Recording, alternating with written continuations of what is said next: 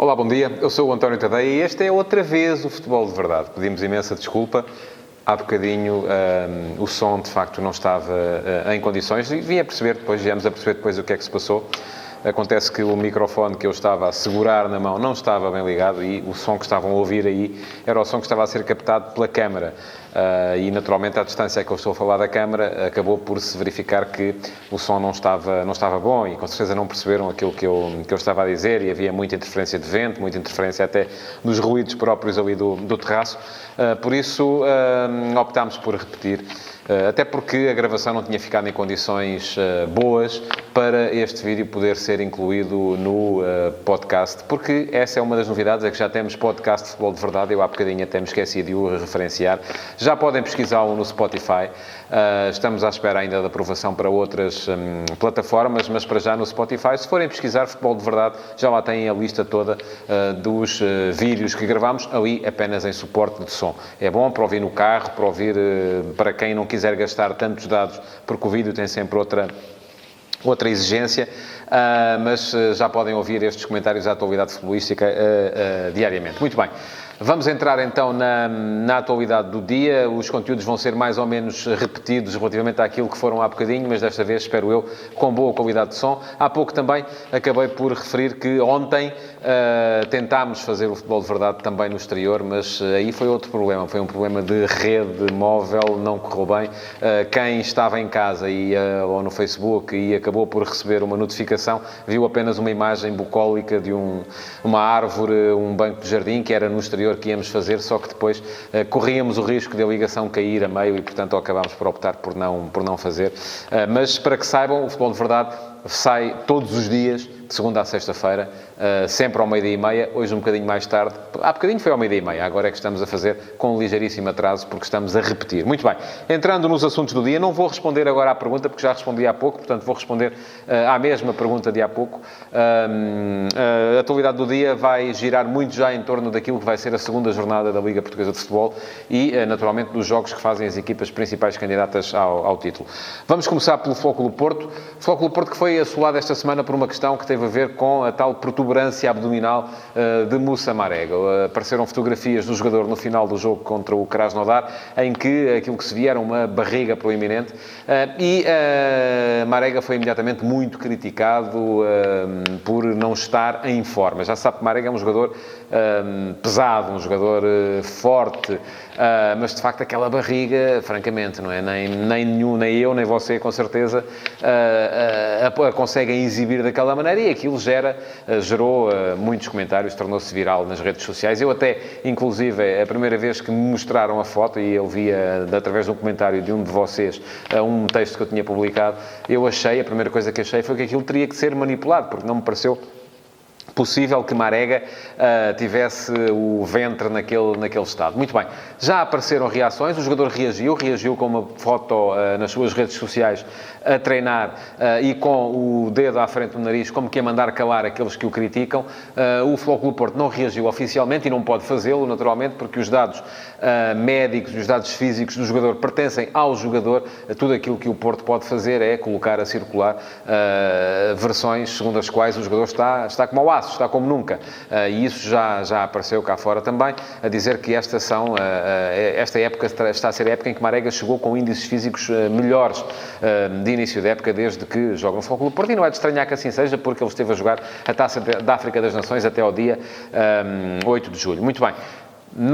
Os dados só pertencem ao jogador, não podem ser divulgados oficialmente, mas eu ainda assim acho que a melhor resposta que Marega tem para dar não é agora, não é neste momento, é depois de conseguir provar em campo que de facto está como nunca. E isso tem uma oportunidade para o fazer já no jogo de amanhã, frente ao Vitória Futebol Clube, um jogo que o Futebol Clube Porto joga em casa, contra uma equipa que se sente forte defensivamente. O ponto forte desta equipa do Sandro Mendes é precisamente o aspecto defensivo, mas é uma das equipas que com certeza vai batalhar durante mais tempo para se aguentar na primeira divisão, e isso quer dizer que será um jogo à partida em que o Porto tem tudo para poder sair vitorioso. É amplamente favorito, pode fazer golos e Marega, nomeadamente, pode vir a fazer golos e pode vir até a festejá-los, quem sabe, mostrando a barriga. E isso aí sim seria uma resposta que ele poderia dar, mas primeiro tem que mostrar no campo, não é antes de jogar que ele pode responder às críticas. As críticas, neste momento, do meu ponto de vista, são legítimas, mesmo que a foto seja uma ilusão de ótica, como há quem alegue. Seguindo em frente e passando para outro goleador que não está a viver momentos muito felizes, Bas Dost no Sporting. Bas Dost, ao que se diz, o Sporting estará a tentar negociá-lo ainda nesta janela de mercado. Muito bem, Bas Dost.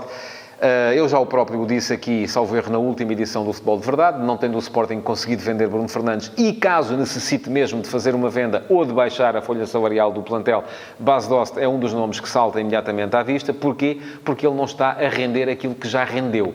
E a questão aqui que se coloca é, será uma questão de idade? Ele já está nos 30 anos? Será uma questão de estar, neste momento, já Bas Dost, sei lá, pouco mentalizado, pouco motivado para dar o melhor de si próprio? Será o treinador que não consegue tirar partido daquilo que são as características de Bas Dost, que é um finalizador nato, mas não é um jogador que se envolva muito no jogo de equipa? Enfim, alguma coisa há de ser. A primeira questão que se coloca aqui é se o Sporting precisa ou não de vender. E eu acredito que precise, quanto mais não seja, para baixar a tal folha salarial, e aí até se poderia eventualmente chegar a um acordo em que Bas Dost admitiria baixar o salário, porque o salário também tem que ser necessariamente proporcional àquilo que ele está a render em campo, e ele em campo está a render pouco. Outra questão é como é que o Sporting consegue, ou como é que o treinador do Sporting conseguirá tirar partido de Bas Dost. Bas Dost esteve no Sporting com Jesus e viajou sempre à média de um gol por jogo, perto disso. Era um jogador, mas o futebol de Jesus era um futebol diferente, era um futebol em que os extremos beneficiavam muito. O jogo interior não é aquela questão dos extremos cruzarem pouco, como eu já vi muita gente comentar, e eu ontem escrevi sobre isso no último passe, que podem encontrar no site, no antoniotadeia.com, mas não é tanto a questão dos extremos cruzarem muito ou pouco. A questão é a situação em que esses cruzamentos vêm encontrar Bas Dost. O futebol de Jesus era um futebol em que os extremos vinham muito para dentro, beneficiavam o jogo interior, no espaço entre linhas, e era dali depois que saía o passe para as costas da defensiva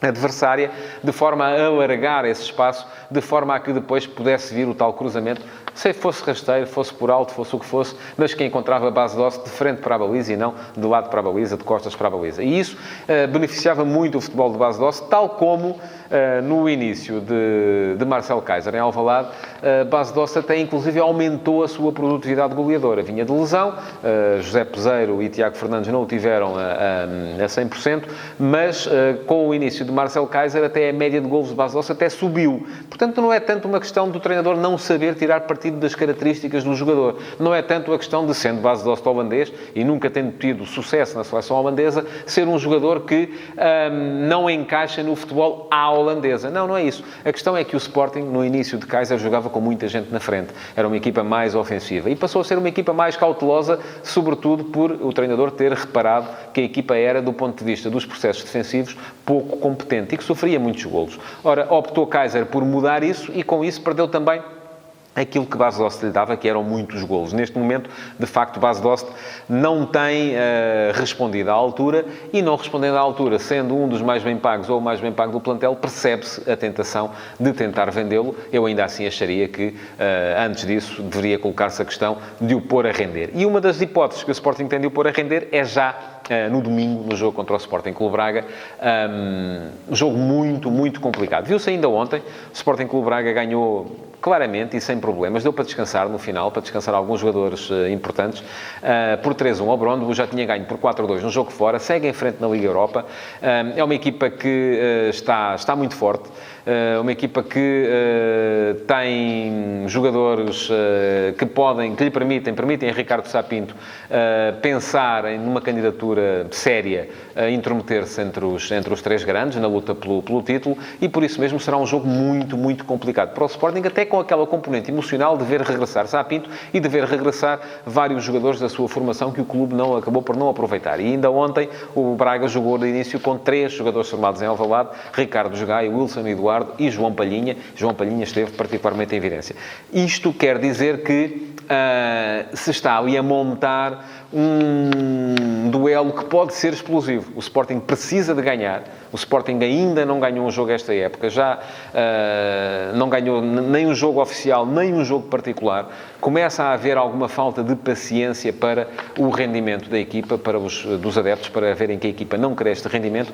E se as coisas acabarem por não correr bem, frente a uma equipa com um ADN tão leonino como é este Sporting Clube Braga neste momento, admito que as coisas para Kaiser comecem a ficar muito, muito mais complicadas. Portanto, muita curiosidade em relação a esse jogo do domingo. Parece-me que é o jogo mais interessante da jornada, apesar de haver também um Belenenses-Stade-Benfica.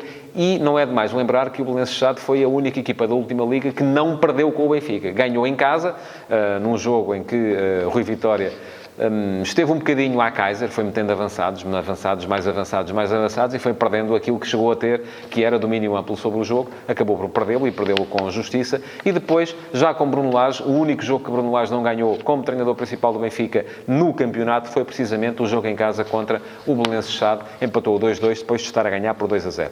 O Silas é um treinador que parece-me inteligente do ponto de vista estratégico, com certeza vai perceber qual é a melhor forma de colocar a sua equipa a jogar frente a este Benfica, que vem muito forte. O Benfica vem de 2 goleadas, 5-0 ao Sporting na Supertaça, 5-0 ao Futebol Clube Passos de Ferreira na primeira jornada do campeonato, e vai entrar com certeza no Jamor com muita vontade de chegar à vitória. A última coisa de que o Benfica precisaria neste momento era o tal foco de instabilidade que aparece vindo dos gabinetes e aparece promovido pelo diretor do Jornal Benfica, José Nuno Martins, que em declarações à BTV veio tecer ferozes críticas a José Eduardo Muniz, um dos dirigentes do clube. Ora bem, José Nuno Martins, inclusive, já tinha tido problemas anteriores, e eu recordo a polémica com Jorge Andrade, por exemplo, quando o Jorge Andrade, naquele seu linguajar mais expressivo de quem andou dentro do campo, disse que a melhor maneira de parar João Félix era dar-lhe um pisão. Eu conheço bem o Jorge Andrade, sei que ele não é... Se já o teve que ser como jogador, porque os jogadores e os defesas centrais geralmente são maldosos, neste momento como pessoa não o é de todo, mas isso foi, na altura, uma bandeira quase do Benfica, e nessa altura a maior parte dos benfiquistas estava com José Nuno Martins. Veremos como é que vai acontecer desta vez. Aquilo que se vê ali é um bocadinho José Nuno Martins a querer colar-se à carruagem do Luís Filipe Vieira, porque José Eduardo Muniz tinha vindo defender a limitação de mandatos nos dirigentes do futebol, e houve quem visse dentro do Benfica que isso seria claramente um ataque a Luís Filipe Vieira, porque José Eduardo Muniz estaria interessado eventualmente em ser califa no lugar do califa, como se dizia numa BD dos meus tempos de miúdo. Muito bem, não sei se era isso ou não, a questão é que a última coisa que Bruno Lage precisa neste momento é que de cima lhe venham criar focos de instabilidade. O Benfica está forte, está fortíssimo, parece-me que é a equipa mais forte da Liga neste momento, e em condições normais tem tudo para poder vir a vincar ainda mais esta superioridade. A jornada começa já hoje e com um jogo que também me parece muito, muito interessante. O Famalicão-Rio Ave coloca frente a frente duas equipas com bons jogadores e com ideias positivas de jogo. Ontem o Carlos Carvalhal teve uma declaração que me pareceu muito engraçada. Ele disse que preferia jogar num estádio cheio de adeptos do adversário do que fazê-lo com um estádio com 327 pessoas, 7 polícias e 13 escoteiros. Não sei onde é que o Carlos foi buscar os escoteiros, mas teve graça, e é um bocado isto que se quer, é ter gente no futebol a falar de forma descomplexada, de forma aberta, e sobretudo se depois, quando começarem os jogos, as equipas também abordarem o jogo de uma perspectiva positiva, como creio que tanto o Famalicão como o Rio Ave vão fazer nesta Liga. É um jogo que me parece poder vir a ser muito, muito interessante. Eu vou vê-lo e aconselhava a todos aqueles que gostam de futebol. Ainda por cima é sexta-feira à noite. Sexta-feira à noite, ao contrário da segunda, é um bom dia para se jogar futebol. Aconselhava a todos a que vissem também, porque me parece que pode vir a ser um jogo muito interessante entre duas equipas que podem ser candidatas à equipa revelação desta Liga. E não se espantem que eu chamo o Rio Ave equipa revelação, porque o Rio Ave perdeu muita gente, e se olharmos só para o plantel, neste momento o Rio Ave não é candidato a coisa nenhuma.